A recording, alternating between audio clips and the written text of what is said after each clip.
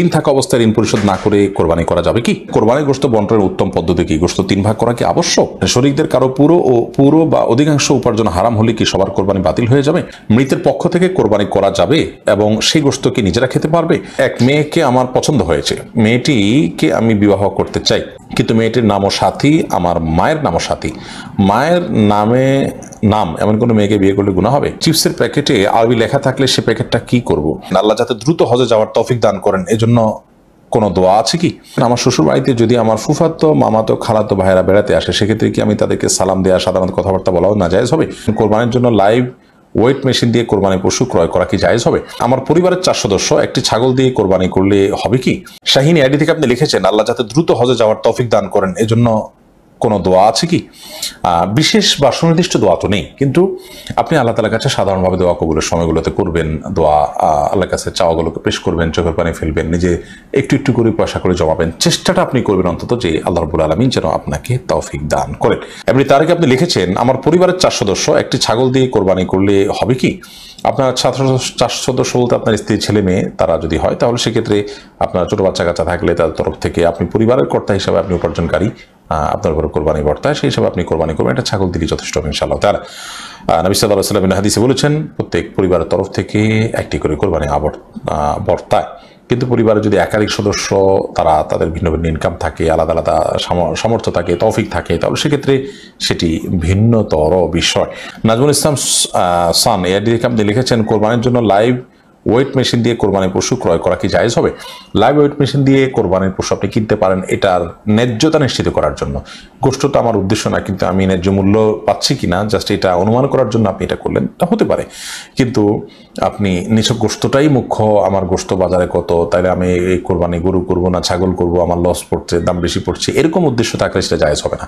Just আমাকে বিক্রেতা ঠকাচ্ছে কিনা এটি নিশ্চিত হওয়ার জন্য, আমি তো গরু কেনা বেচাতে অভ্যস্ত না, এই জন্য লাইভ ওজন থেকে আমি একটা আইডিয়া করার চেষ্টা করলাম, জাস্ট ন্যায্যতার জন্য।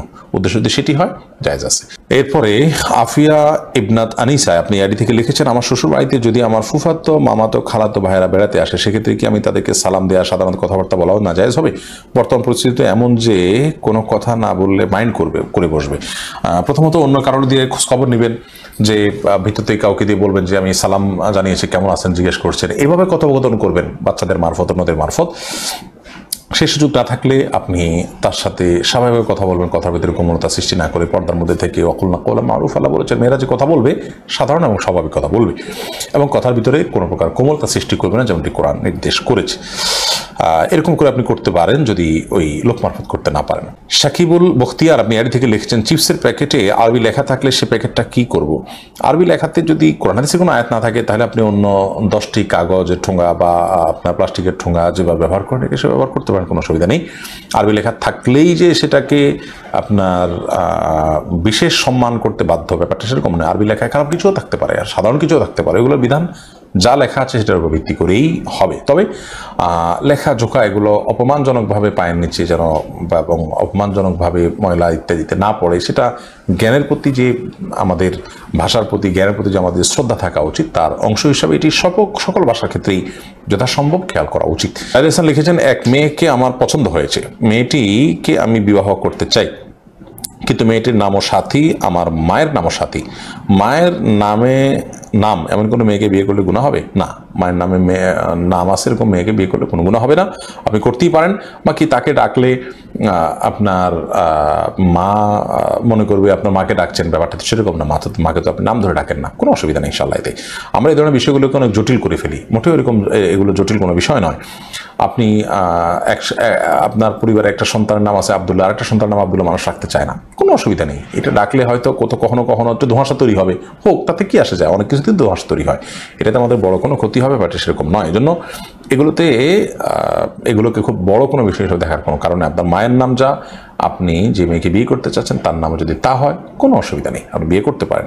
প্রয়োজনে তার একটা ডাক নাম ইউজ করলেন যদি আপনার কাছে ডাকতে খারাপ লাগে। এরপরে মঞ্জুর হাসান আপনি লিখেছেন, মৃতের পক্ষ থেকে কোরবানি করা যাবে এবং সেই গোশত কি নিজেরা খেতে পারবে? মৃত ব্যক্তির তরফ থেকে যদি আপনি নিজের তরফ থেকে কোরবানি করেন, আপনি করতে পারেন এবং সেই গোশত আপনি খেতে পারেন। নবী করিম সাল্লাল্লাহু আলাইহি ওয়াসাল্লাম সাহাবী আলী রাদিয়াল্লাহু তাআলা তিনি কোরবানি করেছেন। যদিও সৌদি আরবের উলামা ইকরাম তারা অনেকেই বলেন যে মৃত ব্যক্তির জন্য কোরবানি হবে জীবিত ব্যক্তির সাথে মিশিয়ে। ধরুন আমি বললাম আল্লাহ এটা আমার তরফ থেকে এবং আমার মৃত বাবার তরফ থেকে, তো নিজের সাথে মৃত বাবা মা মৃত যে কোনো মানুষকে যোগ করে তারপর কোরবানি করা যাবে। নবী করিম সাল্লাল্লাহু আলাইহি ওয়াসাল্লাম তার নিজের কোরবানি করেছেন এবং তার পূর্বপুরুষ ইব্রাহিম আলাইহিস সালাম তার তরফ থেকেও কোরবানি করেছেন। তো দুটি মত আছে, যদিও সাহাবায়ে কেরামের আমল দ্বারা বোঝা যায় যে মৃত ব্যক্তির তরফ থেকে কোরবানি করা যায়। অতএব মৃত ব্যক্তির তরফ থেকে কোরবানি করতে পারেন, সে গোশত আপনি নিজে খেতে পারবেন। তবে মৃত ব্যক্তির তরফ থেকে কোরবানির ব্যাপারে যদি মানত থাকে অথবা ওসিয়ত থাকে তাহলে সেক্ষেত্রে সেই গোশত আপনাকে বন্টন করে দিতে হবে, এটা আপনি খেতে পারবেন না।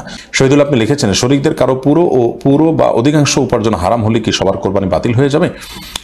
হানাফি মাযহাবের উলামায়ে কেরাম এর দৃষ্টিভঙ্গি হলো সবার কোরবানি বাতিল হয়ে যাবে যদি এখানে একটা ইহরাকে দম হচ্ছে, একটা পশু জবে হচ্ছে, অথবা একটা পশু জবের আংশিক নিয়ত খারাপ হলে পুরোটাই সেটার আওতাভুক্ত হয়ে যায়। যদিও সৌদি আরবের স্কলার উলামায়ে কেরাম তারা এক্ষেত্রে ভিন্ন মত পোষণ করেন। তারা বলেন যে না, আল্লাহ বলেছেন ওয়াল্লা তাজরু ওয়াজরাতান উজরা উখরা, একজনের পাপের বোঝা আরেকজন বহন করবে না।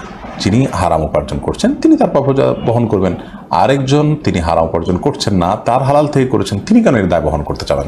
অতএব তাদের মত হলো যে যার উপার্জন হালাল তারটা হয়ে যাবে, যারটা হারাম তারটা হবে না। মুশফিকুর রহমান লিখেছেন কোরবানির গোশত বন্টনের উত্তম পদ্ধতি কি? গোশত 3 ভাগ করা কি আবশ্যক? কোরবানির গোশত 3 ভাগ করতে হবে কিনা? এর উত্তর হলো 3 ভাগ করাটা প্রথমত আবশ্যক নয়, তবে উত্তম, ভালো। আল্লাহ রাব্বুল আলামিন কোরআনে কারিমে বলেছেন ফাকুলু মিনহা ওয়া আত'ইমুল কানিআ ওয়াল মু'তাররা। অন্য আয়াতে আল্লাহ বলেছেন ফাকুলু মিনহা ওয়া আত'ইমুল বাঈসাল ফাকির। খোলাসা কথা হলো আল্লাহর নির্দেশনা হলো তোমরা কোরবানির গোশত থেকে নিজেরা খাও এবং যারা অভাবী মানুষ দুস্থ তাদেরকে দাও, আর যারা অভাবী দুস্থ নয় তোমাদের আত্মীয় স্বজন প্রতিবেশী তাদের সাথে শেয়ার করো। অর্থাৎ এই 3 ভাগে ভাগ করে আপনি কোরবানির গোশত দিলে বা ব্যয় করলে খরচ করলে সেটা উত্তম, কিন্তু 3 ভাগ সমান হারে করতে হবে, বেশি দিক করা যাবে ব্যাপারটা এরকম না। আপনি নিজের জন্য একটু বেশি রাখলেন, গরিবকে দিলেন একটু বাড়িয়ে, প্রতিবেশী একটু কম দিলেন, অথবা আপনি নিজের জন্য খুব কম রাখলেন, গরিবকে বেশি দিয়ে দিলেন, করতে পারে একটু, মানে 3টা ক্যাটাগরিতে ভাগ করবেন, এটা হলো মূল বিষয়। এখন সমান করে 3টাই করতে হবে এমনটা বাধ্যতামূলক না, তবে সমান করে 3টা করতে পারলে সেটা অবশ্যই ভালো। আল্লাহ 3 ভাগ করতে বলছেন, আপনি এটাকে সমান করে করছেন, গণমুখে মানার চেষ্টা করেছেন, এটা ভালো, প্রশংসনীয়, কিন্তু এটাকে বাধ্যবাধক বিষয় মনে করা যাবে না। আমরা অনেকে এটাকে অনেক আবশ্যক বানিয়ে ফেলেছি। উনি স্বাধীন আপনি লিখেছেন ঋণ থাকা অবস্থায় ঋণ পরিশোধ না করে কোরবানি করা যাবে কি? ঋণ থাকা অবস্থায় ঋণ পরিশোধ না করে আপনি কোরবানি করতে পারেন কিনা? এর উত্তর হলো যে আপনার ঋণ দেখতে হবে কি ধরনের। আপনার ঋণটা যদি এরকম হয় যে আপনার প্রাপকের সাথে আপনার একটা চুক্তি আছে, একটা বোঝাপড়া আছে, আপনি তাকে কিস্তিতে আপনার ঋণ পরিশোধ করছেন বা একটা সময় নিয়েছেন, সেই সময় আপনি পরিশোধ করবেন, এরকম সিচুয়েশন থাকলে আপনি ঋণ দিচ্ছেন, আবার আপনি কোরবানি দিচ্ছেন, আবার ঋণ পরিশোধের মতো ব্যবস্থাপনা আপনার আছে, সেদিকে আপনি ধাপে ধাপে আগাচ্ছেন, তাহলে কোনো অসুবিধা নেই। কিন্তু যদি এমন হয় যে আপনার প্রাপকের, যার কাছ থেকে ঋণ নিয়েছেন বা যার কাছে আপনার দেনা আছে, তার পক্ষ থেকে প্রেশার আছে এবং আপনার কোরবানির টাকাটা দিলেও ঋণ কিছুটা কমে, তাতেও আপনার প্রাপক খুশি হয়, সেটা না করে আপনি কোরবানি করলে সেটা কিন্তু আপনার জন্য জায়েজ হবে না। কারণ আপনি যদি ঋণগ্রস্ত থাকেন এবং ঋণ দেওয়ার মতো কোনো টাকা না থাকে, তাহলে সেক্ষেত্রে কোরবানি নয়, আপনার জন্য ঋণ দেওয়ার গুরুত্ব অনেক বেশি। আর যেমনটা আগে বলেছি, ঋণ দেওয়ার বিষয়টি যদি একটা সিস্টেমের মধ্যে থাকে, একটা কমিটমেন্টের মধ্যে থাকে, ধরুন 1 বছর সময় নিয়েছেন, সে 1 বছর পর আপনি দিবের ব্যবস্থা আছে, এখন আপনি কোরবানি করছেন, কোনো অসুবিধা নেই, এটি আপনি করতেই পারেন।